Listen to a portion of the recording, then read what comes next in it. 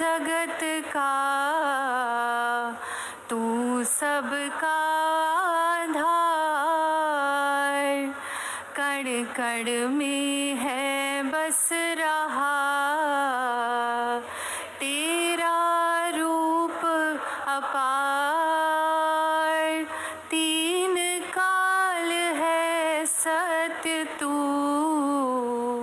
मिथ्या है संसार। घट घट वासी है प्रभु, अविनाशी करतार। दया से तेरी हूँ सभी, भव सागर से पार। निराकार साकार तू, जग के पालनहार। है बेअंत महिमा तेरी, दाता परम्पार। परम पिता परमात्मा, सब तेरी संतान। भला करो सबका प्रभु, सबका हो कल्याण। भला करो सबका प्रभु, सबका हो कल्याण। से कहना धन्यवाद जी, जो आप सभी के बीच में बैठ के ये सत्संग, ये निराकार, ये परमात्मा की महिमा और हर एक के मन के भाव भक्तिमय, चाहे वो साधन संगीत का हो, कविताओं का हो, कोई भी उम्र से की गई वो चाहे स्पीच हो, एक किसी भी तरह से हर एक ने वही संदेश दिया जो संतों ने हमेशा दिया कि इंसानी रूप का मतलब जन्म है तो इस परमात्मा की प्राप्ति, ये उद्देश्य है। और ये उद्देश्य पूरे करते करते अपने घर परिवार समाज सबकी जिम्मेवारियां भी पूरी करनी है, भक्ति गृहस्थ में रह के करनी है। तो कैसे जैसे इंसान अपने जीवन में हर समय कुछ ना कुछ करते हुए वो अगर परमात्मा से मन का नाता जुड़ा है तो हर परिस्थिति हर सिचुएशन में वो शुक्राना भाव रहता है, वो मन में कभी शिकवा नहीं आता। सिर्फ प्यार का रिश्ता है, ये शुक्राने भाव का रिश्ता है। और ये शिकवा कहीं नहीं है कि ये पता है परमात्मा जीवन चला रहा है और बहुत अच्छे से चला रहा है। हमें सिर्फ और सिर्फ समर्पित होना है, दिल को अपने इच्छाओं को अपने इस परमात्मा के साथ अलाइन रखना है कि जो भी कुछ है उसमें एक क्या अच्छाई उठा सकते हैं वही उठानी है, और हमारे अंदर क्या कमियां हैं उसको सुधारते चलना है। जीते जी जहाँ ये मानवीय गुण, ये दैवीय गुण आने इंसान में तभी उस तरह से पूरी तरह संभव होते हैं जब इस परमात्मा से एक प्रेमा भक्ति का नाता, ये ब्रह्म ज्ञान द्वारा ये परमात्मा हर समय दिखता है, हर एक में दिखता है, हर एक से प्यार होता है। इस परमात्मा से प्यार होने के बाद तो कैसे ये जीवन हर समय भक्ति के ऊपर आधारित, ये विश्वास के ऊपर, ये आनंद की अवस्था, ये सुकून की अवस्था जहाँ मन स्थिर है, एक जीवन बहुत ही सहजता से चलता ही जा रहा है। तो कैसे हर किसी में वो एक योग्यता है कि ये जीवन मिला है तो ऐसा जीवन जिए जैसे जीवन को संतों ने सिखाया जीना, खुद जी के। सिर्फ संतों ने कोई बातें नहीं करी कि ऐसा जीवन जियो, ऐसी भक्ति करो, इस तरह परमात्मा में अपने हर पल के एहसास को बनाओ। नहीं, भक्तों ने खुद जिया है और फिर ये संदेश चाहे किसी भी रूप में दिया हो, वो संदेश यही है कि जीवन में ये प्रायोरिटी, ये प्राथमिकता जब तक परमात्मा है तब तक ही जीवन सफल जीवन है। वरना तो दुनिया के उतार चढ़ाव, ये माया रूप, आज कैसा रूप है कल कैसा है, बदलता है, कुछ आज है कल नहीं है, और कैसे हर चीज़ ये जो बदलती रहती है। ये पूरे संसार ब्रह्मांड में सिर्फ एक ही स्थिर चीज़ है और वो परमात्मा की बात है कि ये परमात्मा जो हम हर समय अंग संग देख सकते हैं, एक ब्रह्म ज्ञान की दृष्टि से, निराकार से जब ये रूबरू रिश्ता बनता है तो हर समय का वास ये निराकार का होता ही है और जीवन फिर हर पल इसके एहसास में बीतता है।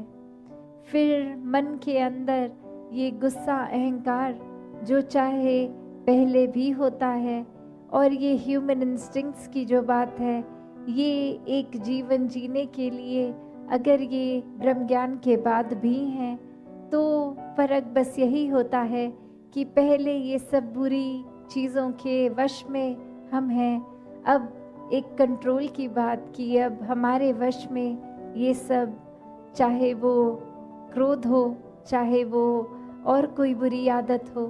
तो कैसे एक कहानी में भी यही बात कि एक इंसान जो सोने का काम जानता था, गोल्डस्मिथ, अपनी दुकान से निर्धारित समय जाता था, आता था, और वहीं कुछ लोग जिनकी नीयत चोरी करने की, उन्होंने एक दिन 2 दिन ऑब्जर्व किया कि क्या रूटीन रहती है इस इंसान की, और अब आकर फिर उस रूप में कि पता लगा कि ये आज एक बहुत बड़ी सोने की ईंट अपनी दुकान को लॉक करने के टाइम लेगा और जाएगा, और रास्ते में हम वो चुरा सकेंगे।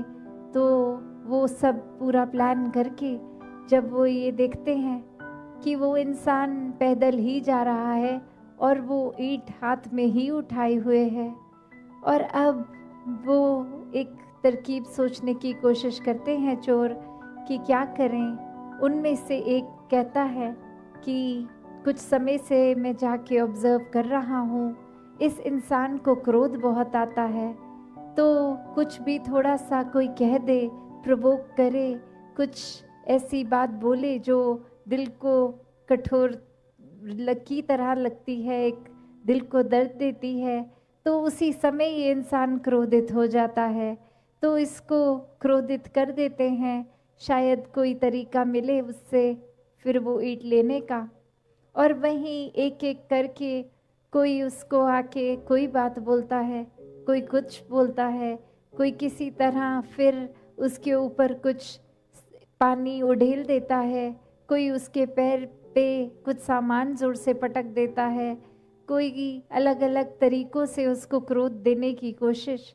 और वहीं वो अपनी आदत से मजबूर इंसान, एक थोड़ा सा भी एक स्टिमुलस मिलते ही वो क्रोधित भी हुआ, और फिर किसी तरह पहले तो कम क्रोध में सिर्फ कठोर वचन बोले, फिर करते करते जब अंत में वो अपने आप को संभाल नहीं पाया तो उसको हुआ कि मैं कोई चीज़ से इनके ऊपर ये दर्द पहुंचाऊं, कुछ फेंकूं ज़ोर से, और अपने हाथ में सिर्फ वो सोने की ईंट ही थी, वही उठा के ज़ोर से मार दी।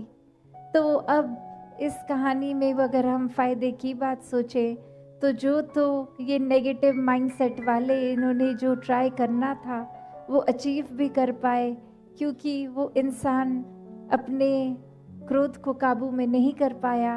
कैसे फिर एक कीमत जानते हुए भी कि इतनी कीमती चीज़ मिली है, उसको पल में गवा बैठा सिर्फ क्रोध के कारण।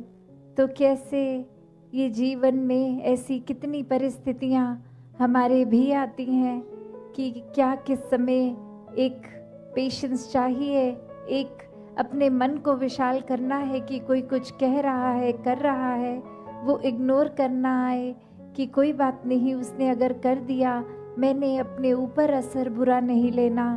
एक जैसे बोलते हैं कि एक चाल अपनी घोड़े की जो होती है, वो आगे आंखों के आगे एक ब्लाइंड टाइप लगा देते हैं, जो ना दाएं देख सके ना बाएं, बस सीधा चलता ही जाए अपने रास्ते पे। तो संतों का भी जीवन यही है कि नजरिया, ये दिल दिमाग सब कुछ इस परमात्मा पे टिका लेते हैं। फिर कोई तारीफ करे या बुराई करे, कोई मधुर बोले उनके साथ या कड़वा बोले, उनका जो अपना स्वभाव है, अपनी संत प्रवृत्ति वाली चाल है, वो तो उसी तरह कायम रहते हैं। उनको अपने मन में ये पीस मिल गई, सुकून मिल गया, स्थिरता मिल गई, तो फिर एक बाहरली क्या ये चल रहा है कुछ भी, उससे फर्क नहीं पड़ता। मन की अवस्था वही कायम एक जैसी। तो ऐसे ही चेतन होके भक्तों ने जीवन जिया है और सभी के हिस्से ऐसा भक्तिमय जीवन आ सकता है। तो समय व्यर्थ ना करके जीते जी जब तक ये सांसें चल रही हैं, अपने आत्मा की पहचान इस परमात्मा से ब्रह्म ज्ञान द्वारा करा के ये जीवन को भी एक ठीक तरीके से सुखी तरीके से जी लें और इसी जीवन को जीते जी फिर ये मुक्ति मोक्ष साल्वेशन इसके हकदार भी बन जाएं। तो हर कोई ऐसा ही जीवन जिए जैसा इस परमात्मा के प्यार में पल पल जीना होता है। दातार सभी पे कृपा करे। सत संगत जी, धन निरंकार जी।